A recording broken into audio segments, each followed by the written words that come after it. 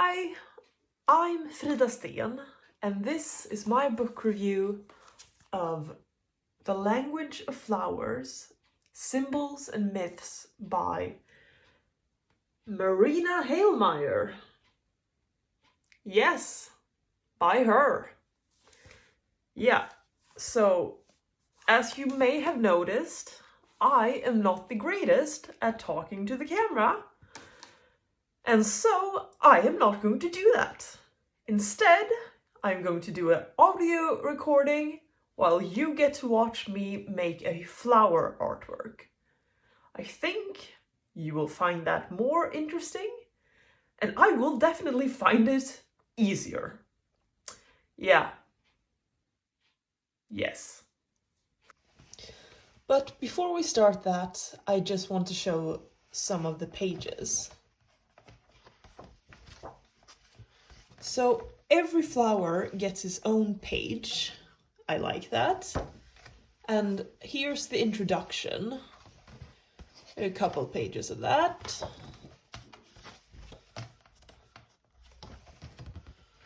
And here we have what it will look like.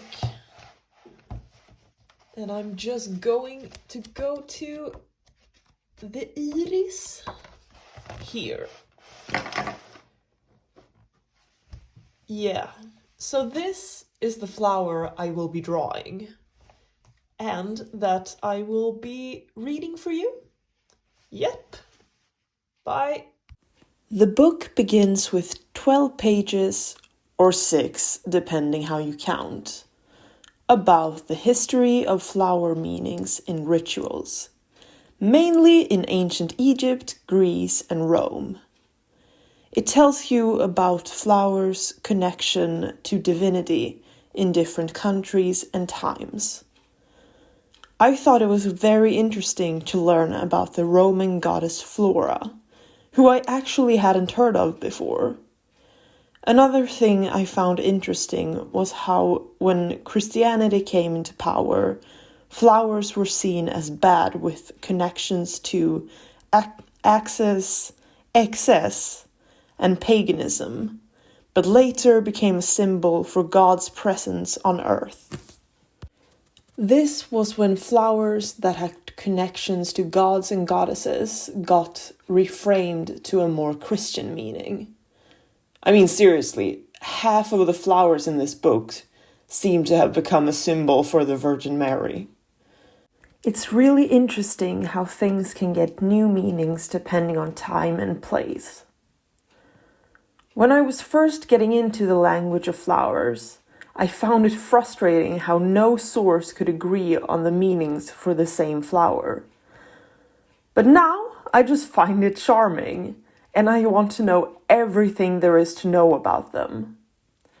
One thing I noticed was how on the hyacinthus page, they said that the hyacinthus was made when Apollo's lover named Hyacinthus was killed by the west wind, and he turned into the hyacinthus flower. I had, of course, heard that story before, but in another flower book I've read, it was said that the hyacinthus flower can't have been the same flower as the one we know today, because that flower didn't even exist in Greece at the time, and that it's more likely that the flower hyacinthus was made into what we know today as the iris flower. I'm now very curious as to which book is right. Now I thought I'd read a bit from the iris page. Iris was given its generic name in the 2nd century BC. The flower's iridescent shades of blue, purple, yellow, and silvery white may have been the reason why it took its name from Iris, the messenger of the gods, who makes her way across the rainbow to deliver messages to connect heaven and earth. Iris also guides the spirit of young girls and women into the afterlife, which is why irises are still often placed on women's graves in Greece today. The symbolism of hardly any other flower has been so strong and survived over such a long time period as the iris. From New Kingdom Egypt to Greece, from ancient Rome through the Middle Ages and the Renaissance up to the present, the iris flower has always been a symbol of authority and religious belief. As far back as ancient Greece, the iris owed its other name, the sword lily, to the striking shape of its leaves. Not only its irresistible beauty makes the flower so significant, but also its healing powers, identified in early history, and the aromatic substance that lie hidden in the rootstock.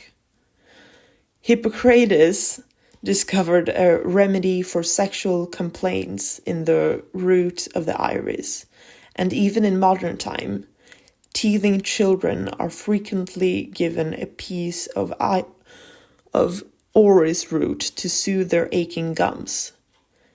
Anticipating the language of flowers in the 19th century, the Greek poet Anacreon described the iris in the 5th century BC as a symbol of the pain of unrequited love. To his countrymen, it leaves significant polished rhetoric, a sword of the intellect. The same interpretation is found again centuries later in Christian symbolism, albeit in a slightly altered form. Besides violets and hyacinthus, iris were favored for use in garlands. Centuries later, Dante used wreaths of irises to adorn the 24 elders, who in purgatory gives him the promise of paradise. The flower represents the purity of the teachings of the Old Testament. The flourishing city of Florence chose as its emblem the iris Fiorentina, and under Clovis I, the founder of the Frankish kingdom, the iris became a heraldic ornament. In some paintings, the Virgin Mary and the Archangel Gabriel, in addition to the white lily, a symbol of purity of the Mother of God. Irises are also shown. Following the meaning given to them by the ancients, they signify the divine message and suffering that will pierce the soul like a sword. The aromatic substance found in the rootstock of the iris have long been used in perfumery. Amulets carved from its rootstocks were said to protect people and animal from evil spirits and magic. To conclusion, I like this book a lot. Every flower getting their own page and getting an overview of them, of everything they've meant throughout the ages, was a lot of fun. I would recommend this book to anyone who loves flowers. Goodbye!